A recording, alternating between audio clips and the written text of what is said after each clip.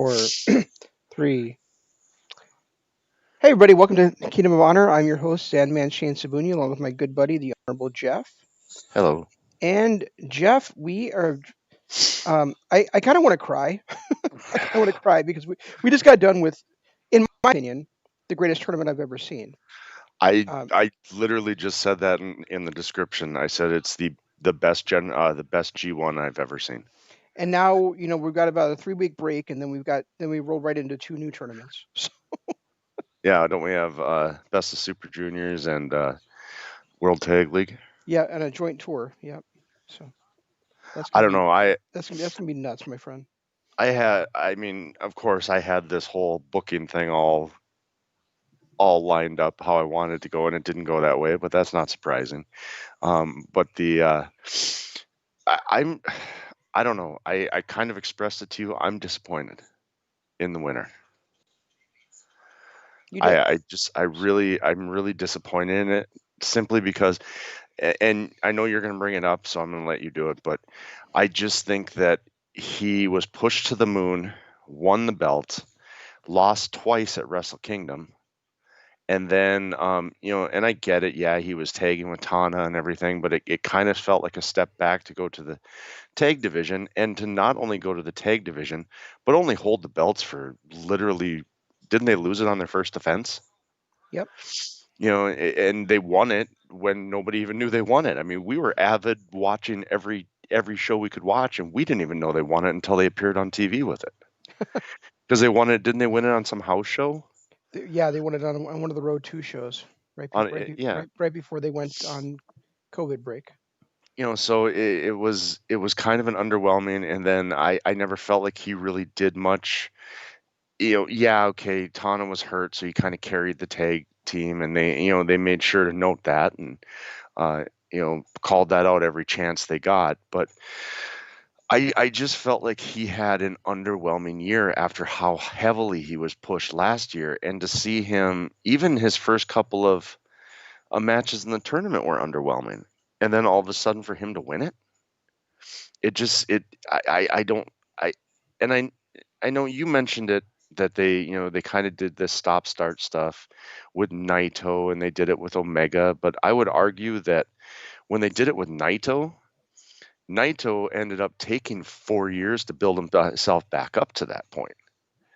Kenny went on an absolute tear and had three epic matches with Omega before he finally, crossed that bridge.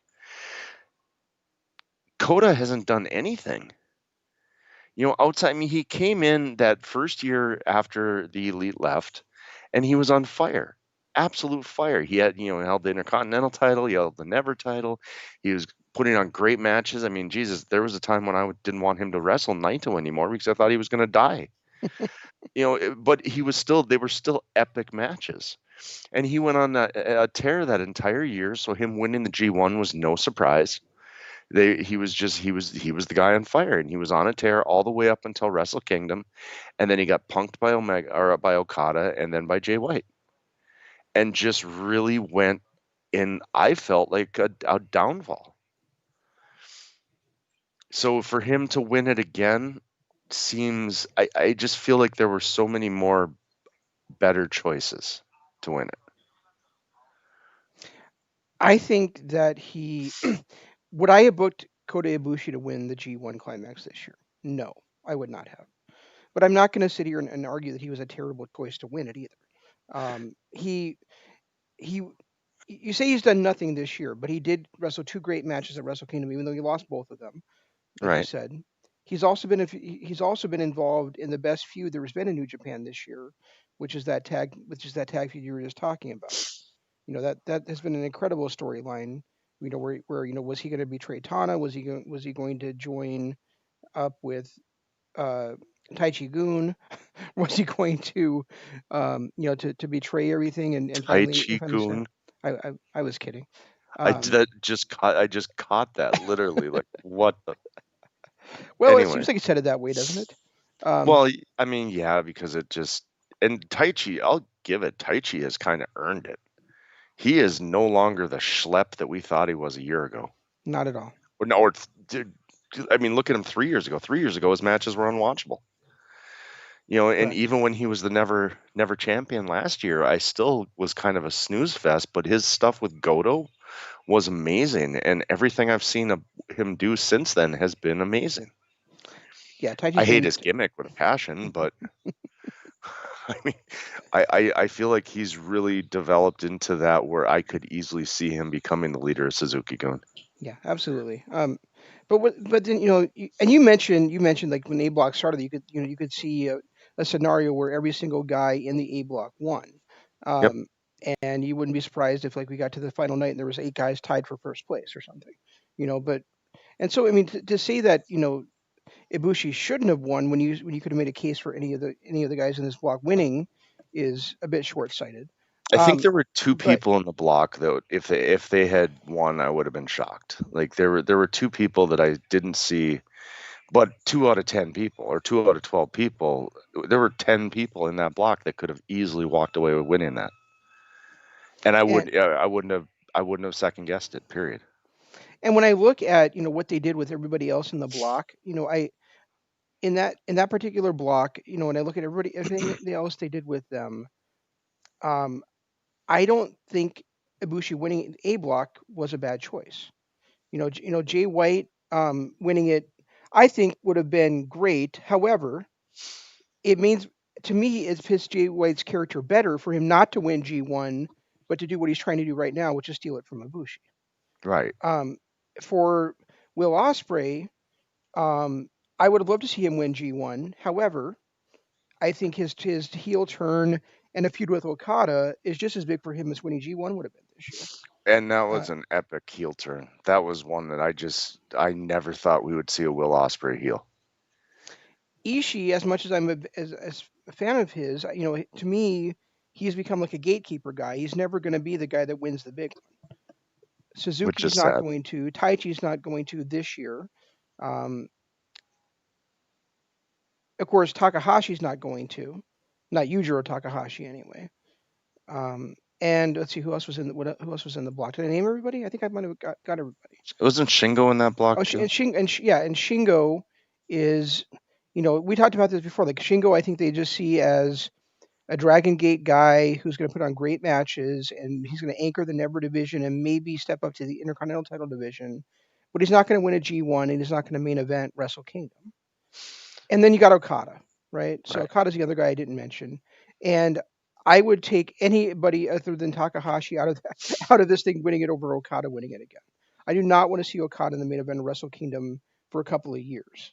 So at this point, You wouldn't so want Takahashi winning it? not Yujiro Takahashi, no. Come on. If it was um, Hiromu Takahashi, Hiromu, then yeah. then we'd be talking. If it was Show, then we'd be talking. But no, I mean Ibushi winning it is to me the lesser of the evils that were in that block. Just because I don't think Osprey's quite ready. Okada, I No, just don't want to. Okada, Osprey needs his feud with Okada to push himself to that limit, to push right, himself to that level. right. Okada winning it just would sour my stomach. And White winning it, although I think it would be great, I think it'd be better in the future for him. I think right now the way his character is structured, him being the slimy guy who doesn't win, actually isn't actually able to win the tournament, but is able to be the first guy to ever to steal that shot, is a lot cooler for I the Brave feel with the Switchblade character. I would love that. That would be amazing. That would be probably the highlight of my year. But I just feel like they are really pushing towards an evil white uh, breakup in Bullet Yeah, Club. And and even that makes sense. Where makes more sense than I mean that also fits in with evil, and it kind of sets up like a lot of guys to have big matches at Wrestle Kingdom, right? yeah, I mean, exactly. we've got Osprey. I assume that I could be wrong, but I assume that that Okada's going to face the Great Okan before he faces Osprey, which would leave Osprey versus Okada at Wrestle Kingdom. We've got Evil versus Jay White coming up probably at Wrestle Kingdom. Sonata, who won the B block. Sonata won the B block, Jeff. He had never gotten more than 8 points in the G1 before, and this year he gets 12 and wins the block. Yeah. Um, And but he what's did on? it. But he did it by he one of the guys he beat was um, Naito, and Yep. therefore he's earned himself a shot at the Intercontinental Championship. So he could easily be going into Wrestle Kingdom as the Intercontinental Champion with that title, with that set to defend against somebody. And then you got Naito versus Ibushi. So I mean, they're really setting the table very nicely for Wrestle Kingdom. And I want to talk about Sonata winning the B block more because again, as you know, he's been my favorite wrestler in NJPW for years. Right. Since our boy decided that he was going to headbutt his way to retirement. Um, I love Sonata, and I love that he finally got Thoughts? a bit of his the push we've been waiting for him to get for all these years. He starts 0-3. He wins six straight to win the block, and then he just can't quite overcome that second um, uh, Kama, Kamagori. Can't think of the name right off my head by Ibushi. But Sonata is one of those guys that, for whatever reason, there are people that are really really down on. And I can see it sometimes because sometimes he does get lackadaisical. He gets that Randy Orton syndrome where if he's not going to win, he kind of shuts it down. But I think those last six matches he had in this block were all dynamite. You can see the real Sonata there, the energy Sonata had, the interaction he had with the crowd. I think that Kevin Kelly is saying at the end of it that Sonata will be back here was absolutely very true. Yeah. I think Sonata's on the rise right now. And I think people are going to start turning around on Sonata like you and I turned around on Taichi. I hope so, but I think people were already huge on Sonata. They just kind of got um, sick of him being thrown into the big spots and losing. I think that's become, and when people talk about that, they don't look at somebody like Naito. How many years did Naito go through that before he finally overcame? So is it really a surprise that Sonata would kind of go through the same building process? I mean, the Naito storyline was what, 5 years long, 5 or 6 years long. I think the difference is that Naito always had a connection with the crowd, and there was always excitement. Whereas Sonata is such a cool customer that at times it seems like he's out there. It seems like he doesn't care, and he does care. He You know, seems like he doesn't care, but the crowd loves him. yeah. And I think he just did a much better job this year in G1 interacting with the crowd the way they interact with him. Yeah, and I will agree, especially that last match when, he told everyone, hold off, don't hit your lights yet, and then he turned down the lights and had them turn down the lights in the building, and yeah, I thought that was kind of a cool moment the way that he did that. Yeah, I did too, and I loved his matches against Tanahashi, against Naito, against Zack Sabre Jr. And I thought that the final and the B block against Evil was really good too. Yeah, And that told a great story, and it still left meat on the table for those two, or meat on the plate for those two because they're still are guys that should be bitter rivals considering that Evil betrayed his tag team partner and his faction, and instead Sonata just out wrestled him. yeah, and that was one of the I think my only um negative about that match. I loved the match, but I think my only negative about that match was there just didn't seem like the kind of heat you would have expected from a Sonata Evil match, considering everything that Evil did. Evil was still a dastardly prick, but ultimately it just felt like there wasn't. I never really felt like there was the heat that there should have been. No, I didn't either. It felt like they had put aside their personal feelings to compete for that spot in the G1. Which was just like every other G1 tournament when they had their matches Right, and they faced off against each other. It right, just it didn't feel like, I mean, because correct me if I'm wrong, but this is the first time they met since Evil betrayed them, right? correct. Because Evil fought Tanahashi, Evil fought Naito, but this is, well, Evil fought Naito twice, but this was the first time he and Sonata squared off, and you I personally would have felt like Sonata or Evil turning on Lij would have been more uh, up Sonata's alley, where he should have taken that as a personal, personal attack, and really did something about it, but he just didn't. And that would have been a good way to get that emotion and character development out of Sonata, is by just having him be as emotional as Tanahashi was, or as Takahashi was. I mean, Yeah, and if they did for the Bullet Club stuff, then I could easily see those two facing up again at Wrestle Kingdom in an Intercontinental Championship match between Sonata and Evil. yeah, Because both guys did beat Naito, so both guys have earned a shot at one of those two championships. And Sonata and Naito has said he wants to defend the belts, um, you know, separately rather than together. yeah, and it's time to break those apart again. I mean, it was a cool thing when Naito won it.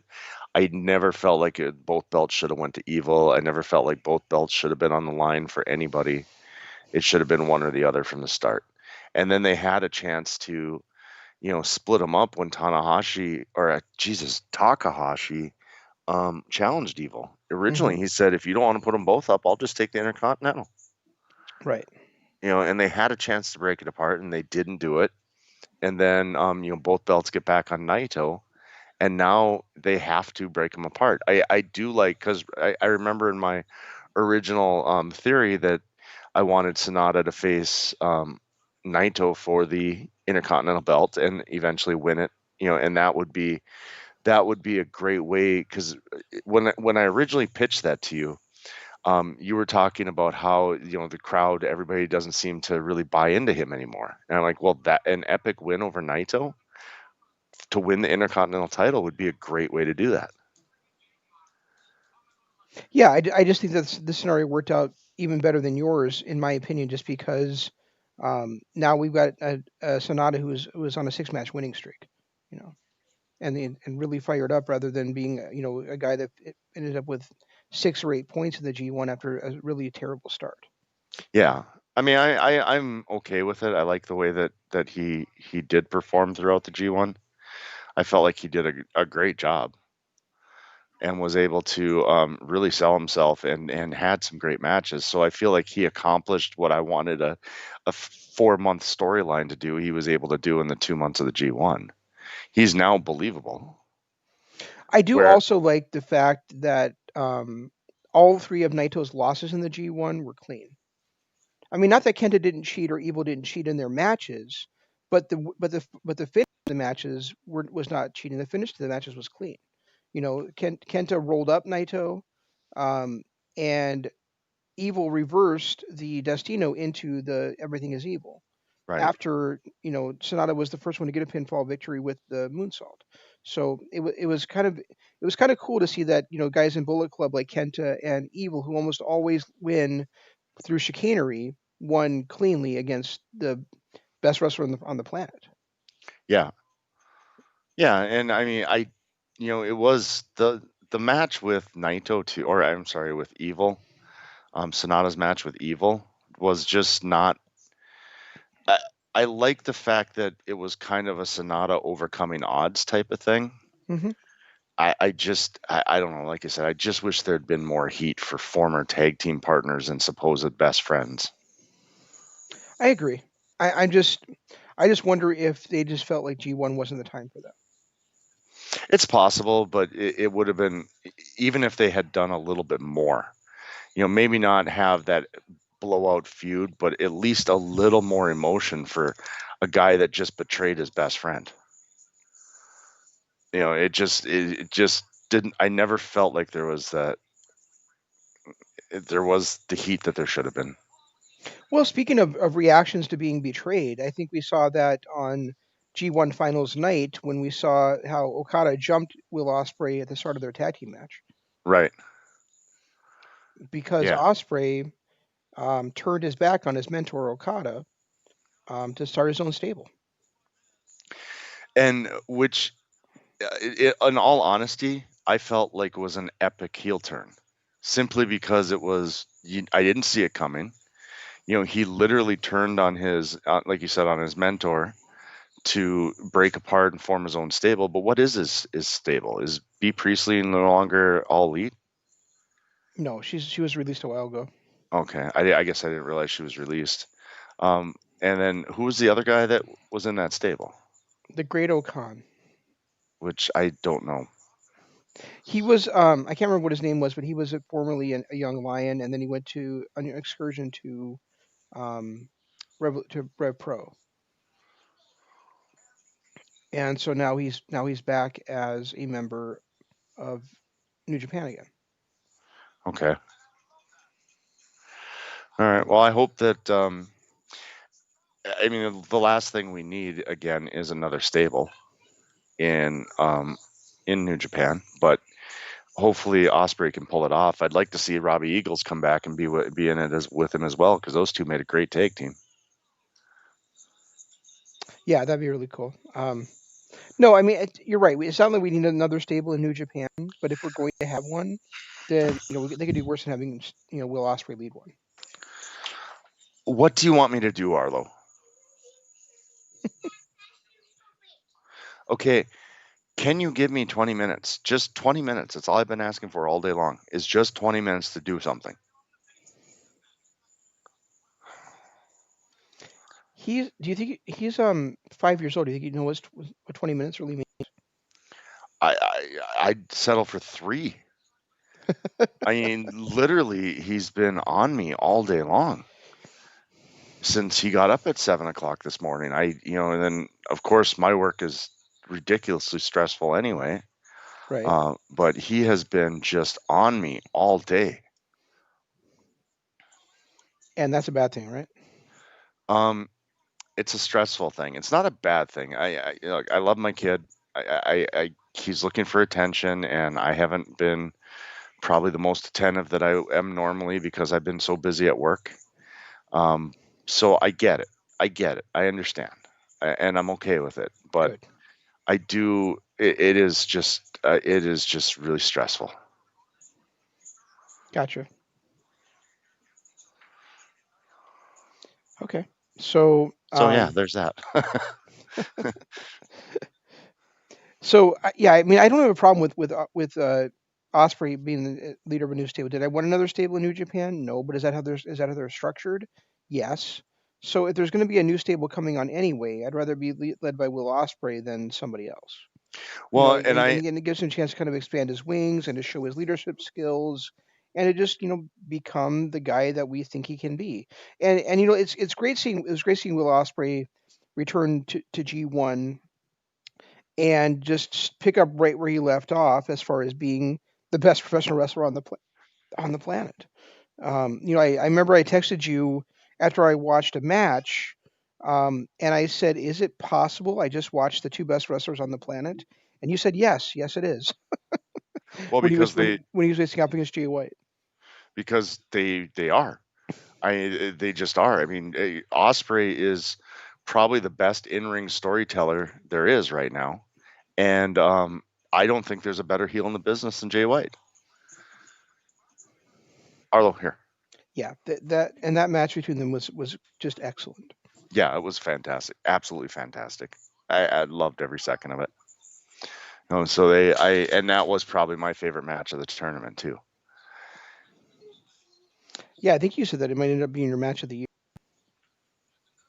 With the matches we've seen this year, and I know we were so hell fire on Osprey at the beginning of the year because I mean he had 3 matches and all 3 were 5-star matches. Hmm.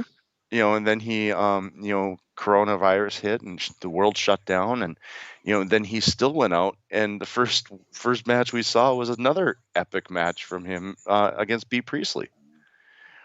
It was just not something that I would have expected the way that they work together, being that they are related. But I felt like that was an amazing match too. And then we didn't get to see Well, Osprey for a they're while. not related. They're fucking. Yeah, that's what I meant. Yeah, Okay. it meant they're dating, is what I meant. But see, this is how scatterbrained my head is like this week. But yeah, I mean, and I felt like that was a great match too. And then Osprey went away for 3 months. Right. And we ended up watching a lot of Ring of Honor, a lot of, so we got to see some great performances from Roddy and, um, you know, Davey, and I can't think of the dude's name, Eddie Edwards. But then Ospreay comes out in this tournament and reclaims the Wrestler of the Year in what? How long has this tournament been going? 2 months? Uh, a month. Is it a month? Yeah, 30 days. All I know is within the matches that Ospreay had, did he have one bad match the entire tournament? Well, to be fair, I didn't watch all of them because I didn't, because I had to, make sure I got caught up on everything. But I'm assuming his matches against like Tai Chi and Takahashi weren't spectacular. But No, they weren't. I mean, they weren't 5-star classics. I don't think he had a. I mean, I would argue that his one against Okada was 5-star, and definitely his one against Jay White was a 5+ star. Um, but other than that, I don't think he had anything higher than a 4-star match the rest of the tournament. yeah, his winning his well, you know, let's talk about that because I loved the Jay White match, and I've seen some criticism about it. There's Uh, criticism about everything. but I also saw where um a lot of people had um his match against Shingo as a 5-star absolute one of the best of all time classics, and I didn't feel that way about that match. I thought it was great. I didn't feel that way either, though. That was his match last year, right? No, I'm talking about the one they had this year in the G1. Oh, okay. I I felt like their one last year over the junior belt was better. I did too, and I thought last year's was like a a match of the year quality type match last year. This year, I just thought it was more of the same. I didn't really think it was that great, so I didn't understand the reaction people had to it. And one thing, and I didn't mention this when it first happened, but it was something that kind of stood out to me was when when Osprey had his first match, and then he took the mic after his first match, and he got on and he had kind of an arrogance to him, but not his normal humor arrogance. It was just arrogance. Like, you guys are here and thank God I'm back and all this stuff. Where normally Osprey has done that, he's talked like that, but ultimately it's been more of a tongue in cheek type thing. Hmm. And this interview that he did where he was talking about thank God I'm back, you're welcome and all this stuff was not that tongue in cheek. It was just an arrogant ass. And I wanted to mention that, and I completely forgot about it when we had the show. But that to me kind of foreshadowed his heel turn. And I was thinking when I initially saw that interview, it kind of hit me a little bit like, is he going to turn heel soon? Because that was so un Will Osprey. I'm sure you're gonna be shocked to discover that I felt exactly the same way. I Oh, was did you? like, yeah, I was like, Okay. huh. I was like, It yeah, just that does seem like I was like, yeah, he just definitely felt like he was turning heel. it really did. Like, it felt like he was turning heel in that promo even, because it was not the normal Will Osprey, tongue in cheek humor. Ha, I'm the greatest ever, but um, I'm also gonna poke fun at myself. It was just him just being an asshole, basically. So I'm glad that you caught that and felt that same way. But it just, yeah, that was probably, and it was different than it was when Evil turned, I guess, heel. I mean, it's hard to tell with Lij. Are they faces? Are they heel? Are they just tweeners? So they can go either way. Um, but when Naito turned on, or when, I'm sorry, when um, Evil turned, he was getting more and more aggressive in each match. Like, each match was a progression to his eventual turn. Where Osprey's, I didn't feel that way out of his matches, but definitely that promo was kind of foreshadowing. I'm hoping that the stable, now that I actually kind of thought about it a little bit, I'm hoping that this stable is UK based. I mean, we've already got him and B Priestley, and he's got the Great Okan, who, yes, is a Japanese wrestler, but was based in Rev Pro for the last year and a half or so. I think it'd be cool, like if he like brought in, like if El Phantasmo left Bullet Club to join his stable, or things like that, and it became like a stable that's based on British Gaijins, whereas the Bullet Club has been based on American and Samoan Gaijins. until they decided to start bringing in every Japanese wrestler they could find. Yeah, you know what I mean. Yeah, that's I would love to see that. Maybe ZSJ come over there too. Yeah, that'd be kind of cool, and also to have Will Ospreay's um, favorite wrestler also be a member of that stable would be really cool too. Who's his favorite wrestler? Well, he's the same. His favorite wrestler same as every as Oh your yeah, favorite yeah, wrestler's yeah. favorite wrestler. Is he even wrestling anymore? I thought he was pretty much banned. Well, I think he was too, but there's people that doubt that are detracting Osprey because of things that happened around the same type of thing as Oh, well, and he's getting a big push into Japan. So if hoo ha David Starr, oh hoo ha David Starr made his way but to would New Japan, I'd be pretty happy about that. but would David Starr come off the independence for that? I guess if he wants to work, he pretty much has to. Correct. Because he's not getting hired anywhere on the independents. That sure doesn't seem that way, does it? No, but yeah, he would be a perfect fit too. And then even if like with Osprey as a heel, ZSJ would fit in perfectly there. The only problem is which one of those two would I actually want leading the stable? It's like would Osprey be the leader, or would those two be kind of battling like Evil and Jay White are over leadership? Yeah, that's true. I mean, and they have tag teams they could bring in too. Like what was that? What was that tag team that you love so much in Rev Pro? Oh, the Aussies. Not I can't. They're Osprey's friends. Yeah, It's who they are, but I can't remember their name. It wasn't South Coast Connection. I can't remember who they are, but they're actually Osprey's. They spent so much time in Defiant talk every living up their friendship with Osprey. So that would be a good tag team to bring in too. And Lord knows Japan needs some tag teams. correct. And I think that every great stable needs to have a tag team. Yeah, so I mean they'd be a good fit. David Starr would be a good fit, but David Starr is American. He's not British. But yeah, he's American. But he spent his almost entire career wrestling In Britain, in yeah, Britain. England. Um, so yeah, that would make sense. Yeah, And ZSJ would be a nice addition. And I can't remember the other guy that you said too. Oh, El Phantasmo be Phantasmo. Yeah, would be great in that as well.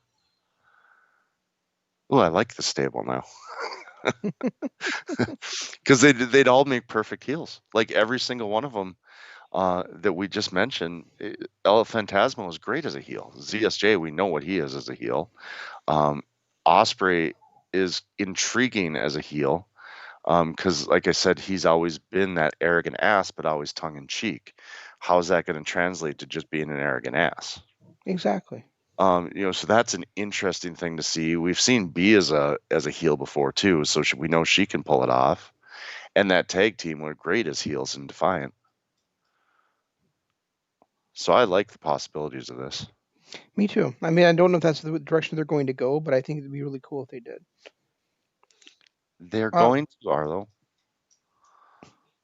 so did you know that the card for Power Struggle is now out already? Oh, is it? November 7th. Would you like to hear the card? Yes. Okay. The KOPW 2020 championship is being defended by Toro Yano against Zack Sabre Jr. What's the stipulation? Doesn't say. Like, do I care? It's a hardcore belt for New Japan. Yeah, but ZSJ's in it. Yeah, good point. Minoru Suzuki defending the Never title against Shingo Takagi. Love it. Kazuchika Okada versus the Great Okan. Here's my thing: is I want Shingo to win the belt back I do too. because I was really disappointed that the one time he faced off against a heavyweight, he lost. Right. Yeah, he needs to win it back and then defend it at Wrestle Kingdom against. I guess it would probably be against Goto or Ishii. I think Ishii against him would be pretty cool. Yeah, and I'm done with Goto as an ever champion. I just am. I'm just not sure It's New Japan is. yeah, true. Um, just on a side note, this Phoenix Pentagon match is sick. Oh, is it happening tonight? Yeah, they're having that tournament, the eliminator tournament. Is it better than the matches they had in MLW against each other? It's on part of the one they had against each other in Impact. Okay, cool. Um, I think it's better than anything they did in MLW so far, but I'm kind of half watching it too. But what I've seen, it's these two remind me of the Briscoes, where they just go out and beat the hell out of each other. They don't care. Um, What, Arlo? Go back and get it then. so we have Okada versus the Great Okan, like I predicted. Hmm. Um, U.S. Championship briefcase match: Kenta versus Hiroshi Tanahashi. Oh, that's yeah. The okay, all right. Wrestle Who's the Kingdom U.S. champion anyway? Wrestle Kingdom contract match: Kota Ibushi versus Jay White, and then the double gold match: Tetsuya Naito versus Evil. My only problem is how are they going to? It just seems too early for Jay White to, be in that position. Why? It just I'd rather see a build to that than to have it because I can't see him winning it from Coda. We're 2.5 months away from Wrestle Kingdom. How much of a build-up can they possibly do? All right, fair enough. I keep forgetting it's a lot later in the year than Than we're used usual. to for that. Yeah. Yeah, Arlo, I will have to help you in a few minutes, okay? I can't drop everything right this second.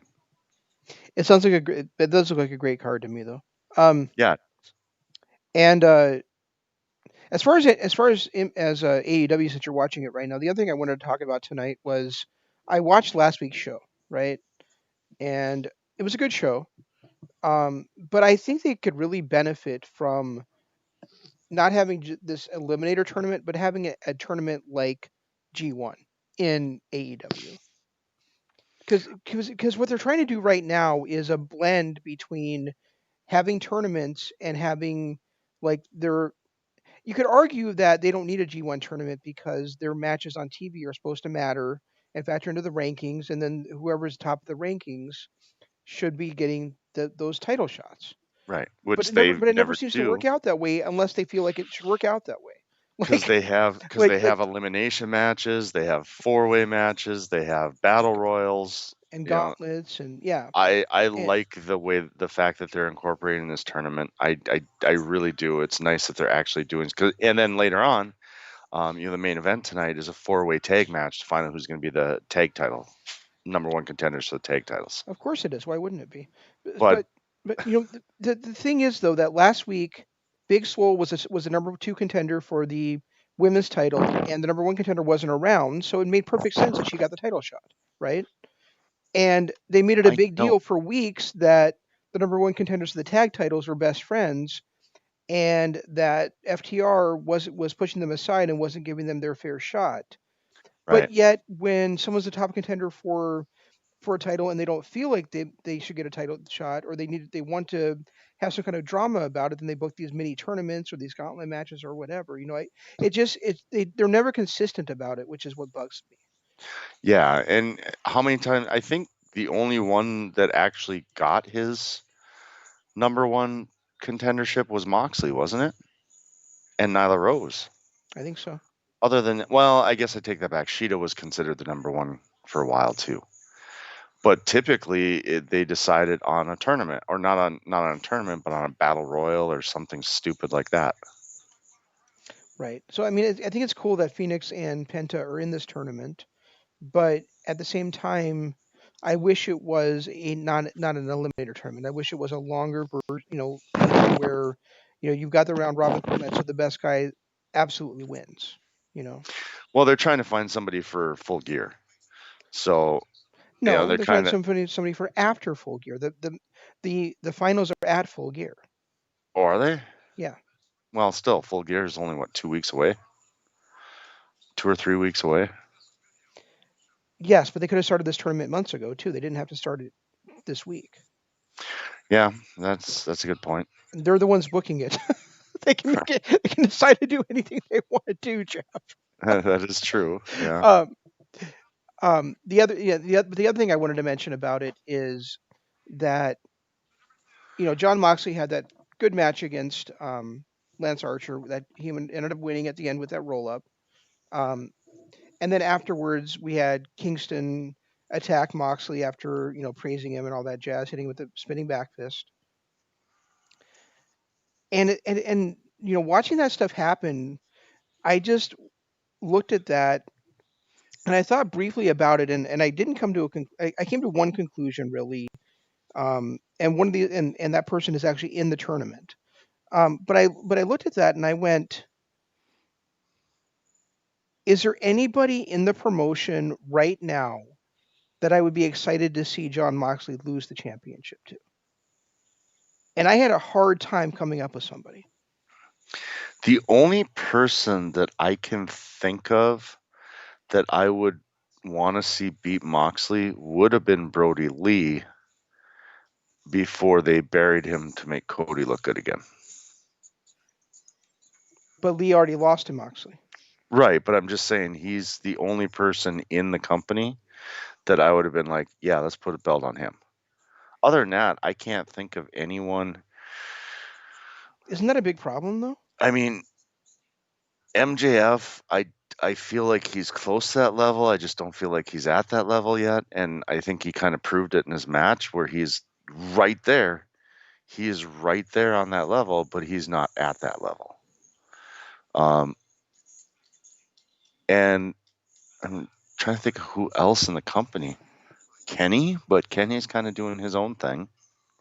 See, that's the thing though. Is like when I look at all the guys that are the top guys that are the top contenders that I would There's see in that nobody. spot, they've all lost to Moxley already. MGF has already lost to Moxley. Brian Cage has already lost to Moxley. Jericho's already lost to Moxley. Darby Allin's already lost to Moxley. You know what I mean? Kenny's already lost Kenny's already lost. Kingston's already lost. I can't remember if Hangman lost to him or not, but it to feels like he but it Moxley. feels like he did. It feels like he did. I don't think those two have ever met one on one, have they? Well, that's what I was trying to remember is if they met one on one before Moxley won the title or not. Well, before Moxley won the title, he didn't lose matches. I He didn't think lose he's any only. matches at all ever. That's my point. I has he well has he lost a match yet? No, he's undefeated. That's what I thought because he didn't lose a single match before his when he made his run up to the title, and yeah, he still holds the title, so he hasn't lost any matches. Right, and it feels like they're setting up for Kingston beginning the main event shot at Full Gear. Which is fine and all, but Kingston to me is not a believable heavyweight champion either. He is, but he already lost to Moxley. That's my point. Is like there's nobody that's going to like rise up and have a big push and finally be the one to overcome Moxley that hasn't already lost to Moxley. Which is why when I look at this tournament and I'm like, Ray Phoenix, it's got to be Ray Phoenix. You know, it took Kenny how many matches before he finally beat Okada? I know that, But I'm just saying if they would, but the thing is they're not telling a story like that. But if they're they would no. tell a story like that, then it would be believable for one of those other guys. Like MJF would have been a perfect candidate because he was, you know, kind of that same type that Kenny was, where he's great, he's still learning, he's young, he's not quite there yet to run with Okada, but he's there, he's able to run with him, but not quite there yet. So that kind of storytelling with him would have done great things for MJF and the future of the company. Yeah, I think that one thing I feel about it is that AEW is booking themselves into these corners by going by the traditional American way of having to have a title defense every month. Because he's Yeah, already defended against way too many people. that is true. Yes, he has. I mean, we don't need to have a yeah, we don't need to have a title defense every single month. They need to build up to it. Yeah, they really do. And I mean the way what you're talking about with somebody having to fight their way up. I mean that would work with Darby Allin. If Darby Allin would had he already lost to Moxley, and if he he's building himself over the next few months. But how long do we want to see Moxley as the champion either? What about Luchasaurus? He could be a guy that I could see win this tournament, get the title shot, and actually get pushed and be believable at it. Is he He's at never. is he in the tournament? I don't know if he is or not. If he's Hmm. not, they made a huge mistake. Yeah, I don't remember seeing him in the bracket, but he could be. But yeah, I like that idea as well. Luchasaurus might be.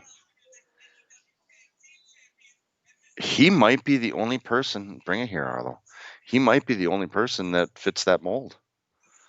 That is close to that main event status anyway. People want to see him there. It's just that he's been stuck in his tag team.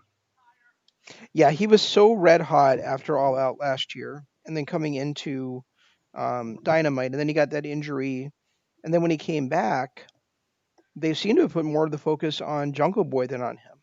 Yeah. And I just don't understand that. They can do both at the same time. One guy's ready and one guy's up and coming. Luchasaurus really is a guy that the crowd would get really far behind and could easily be a top guy in that company. Oh yeah, absolutely. And then Jungle Boy could be on the come. Gross. Not how I meant it. COME, not CUM. Oh, okay, my bad. Yeah, I just thought about that. I'm like, Moxley, holding the title and being a long-term reigning champion is good if somebody can beat him and rise up. But who is there that can do that right now? Because Hmm. I see what you mean about guys having finally overcoming and now not being able to after not being able to beat a guy, but at the same time it feels like they need to have one of their young up and coming stars beat Moxley without Moxley first beating them. And I don't think that's possible the way they booked it. Yeah, you're right. It's not. They really have booked themselves into kind of a clusterfuck.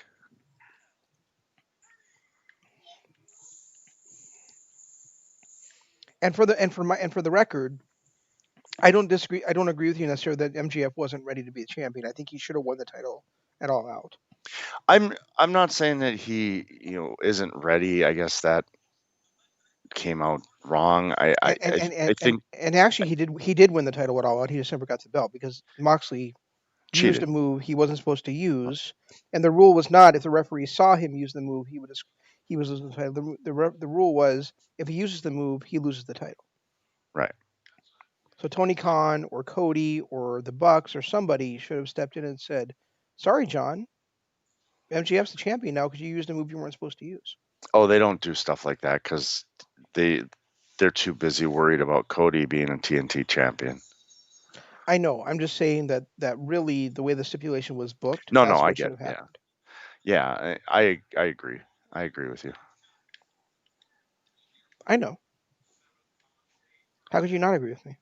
Well, I can come up with quite a few reasons.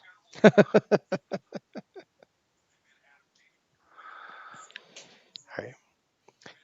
Anything This else is. we want to cover this week? I got nothing. I Okay. we. Because now we're cutting into your Lego time. What's that? We're cutting into your Lego time. Oh my goodness, cutting into my nap time. All right. Well, no, I don't have anything. That was. I think we were talking. We started talking a little bit more about AEW than I thought we were going to. Is that okay?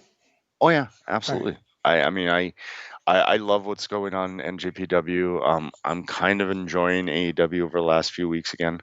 Um, I agree with you that they're kind of booking themselves in corners. Like I don't understand.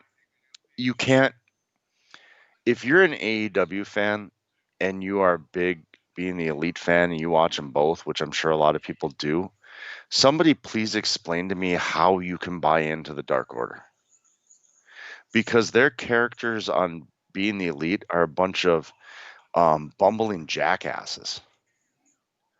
But then they're supposed to be on AEW television. They're supposed to be some kind of dominant faction.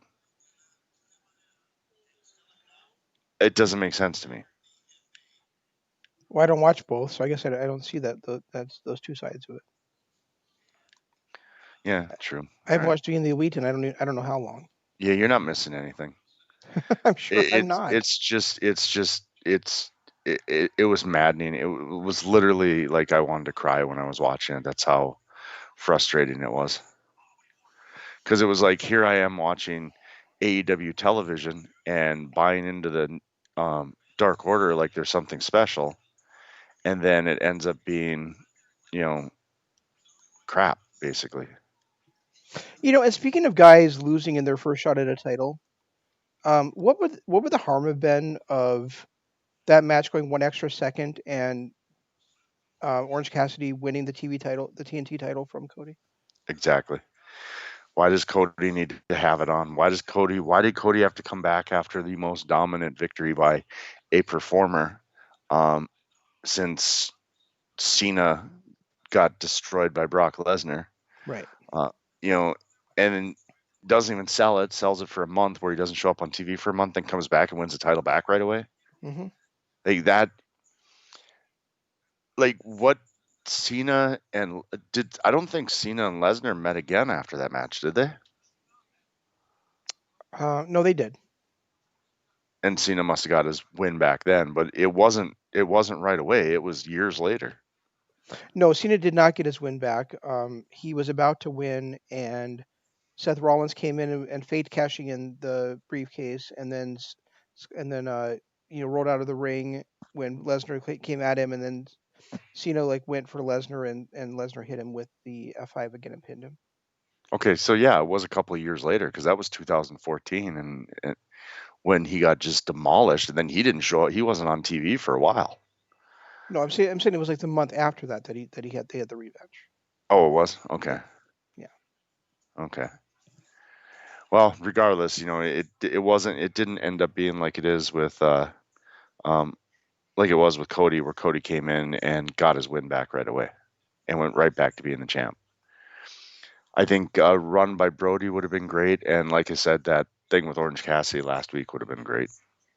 yeah. I mean, I guess he gets And a rematch next week anyway, but it's still is like is what is the harm in having a young up and coming wrestler win the title on their first shot at it? I just don't get it. the thing that I don't like is, like you said, they're too Americanized. They're having title shots every single week. They're kind of in the ballad of threes, where Jericho and Cassidy just got out of their threesome of matches. Hardy and Guevara are had their threesome. Well, they would have until he got hurt, but there's just a lot of it seems like cookie cutter American wrestling, and it's frustrating to me because they were supposed to be changing the world. And I really don't think that I'm going to be able to fully embrace them until somebody that was not an established star in WWE wins a male singles championship in that promotion. Or until they stop flooding our TV with the executives, the four executives. No, I don't care about that. I'm talking about I want to see somebody other than a guy that was a champion in WWE be a champion in AEW on the singles ranks, and it Yeah. has not happened yet. Well, yeah, you're right. They've only had four champions, four singles champions. Yep, Cody's done In it. Cody's done it twice. hmm Brody Lee's done it once, and then Moxley and Jericho have done it once. Yep. And the tag team belts have only been held by what, four people, three people? Has it been three? Three teams. Yep. The only one that's really been a lot is the females. Arlo, bring her here. No, I No, guess Sheeta's their no, third no. champion There's too. only there's only been three women's champions too. So I mean, it's good that they have stability. It's good that they have stability in those belts. It just I really want there to be. a reason for them to be an actual alternative. And they're Right. just, to me, when it's just guys that were when the top of the promotion, the top, the top of the mid card and the top of the heavyweight, of the top of the, the main event are always headlined by guys that were WWE champions already. It is not something that's conducive to there being a true alternative. Yeah, and I mean that's kind of the problem that TNA ran into, where they, everybody that came from WWF pretty much became a champion. Hmm. And I have no problem with Moxley being their champion. My problem is I think he's held it for too long now, and he could have easily lost it to somebody that has not been a Right. WWE guy. Right, exactly. Yeah, exactly. I agree. Anyway, hit All our right, social media stuff, and you can go play with your kid guys, or go to bed. Either way, oh, I'll play with him for a little bit, then go to bed. How about that? works for Because we me. got. Anyway, guys, our Patreon, our jobs are stressful, as you've already heard me complain about at least 5 times tonight. Um, but they're starting. We're seeing the end of the tunnel. So once we get to the end of the tunnel, we'll start doing some more Patreon shows again. In the meantime, you can go there, check out the ones that we've already done, and use our uh, check out the shows we've already done and our archive as well, because every show that we've ever done is on there. No matter what format we've been in, no matter what we've discussed, they're all on our Patreon for you to listen to whenever you want. Um, Also, YouTube, of course, you're listening to us on it now, hopefully. Go ahead, hit the like button, hit the subscribe button, ring the notification bell. Head over to, the other side. Like we've got 2 YouTube channels going right now. If you're listening to us on Lords of Pain, head over to our page, Kingdom of Honor, and like and subscribe to that one, and vice versa. And then, of course, Twitter. I'm at Regi Co-op. He's at Zanman LOP. And use the hashtag KOH. We'll get you anything that way. Yep, and stay tuned to other shows here on LOP Radio. Um, that's all we've got. We'll try to do better next time. This is Shane saying long days, pleasant nights, and Jeff saying Goodbye.